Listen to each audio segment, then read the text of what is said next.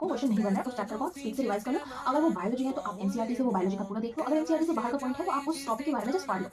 अगर वो फिजिक्स का रिलेटेड है, अगर थ्योरी रिलेटेड है तो आप उस कॉन्सेप्ट को पढ़ लो। अगर वो प्रॉब्लम रिलेटेड है तो आप उस फॉर्मूला को देखो और उस फॉर्मूला को 2-3 क्वेश्चंस प्रैक्टिस करो और उस चैप्टर को भी जहाँ से वो फॉर्मूला लिया गया है उस चैप्टर को भी एक बार में देख लो। उस चैप्टर के सारे फॉर्मूलाज को एक बार फिर से रिवाइज कर लो, कहीं पे लिख के चिपका दो। और अगर फिजिकल केमिस्ट्री है तो भी आपको वही करना है। You have to see the formula, you have to solve your questions based on that. जैसा भी क्वेश्चन आपने नहीं कर पाया, सेम वैसा ही क्वेश्चन उठा के आप देखो, कॉन्सेप्ट समझो और फिर देन सॉल्व करो।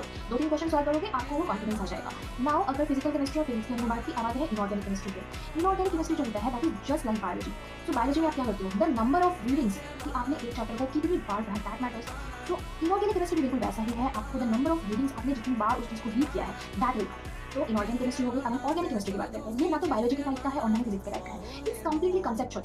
सो आप अगर ऑर्गेनिक केमिस्ट्री में कुछ गलती कर रहे हो तो आप उस कॉन्सेप्ट के तहत जाओ कि आप क्या चीज़ आपको समझ में नहीं आ रहा है, मतलब उसका कॉन्सेप्ट है जो आपको समझ में नहीं आ रहा है, तो वो आप अपने किसी टीचर से या किसी एल्डर से क्लियर कर लो जो आपको अच्छे से वो चीज़ समझा पाए।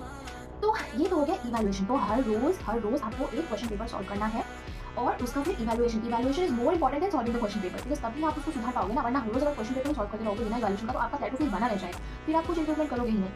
और होगा ना कि ऐसा लिखा है कि आपके पास 400 टैटू पहुंच गया, कभी 430 आ रहा है, कभी 440, कभी 450, फिर कभी 430, तो ये ऐसे बना रहता है। लेकिन यू विल ऑब्जर्व कि एक साल के अंदर आपका मार्क्स 400 से 650 तक जाएगा ही।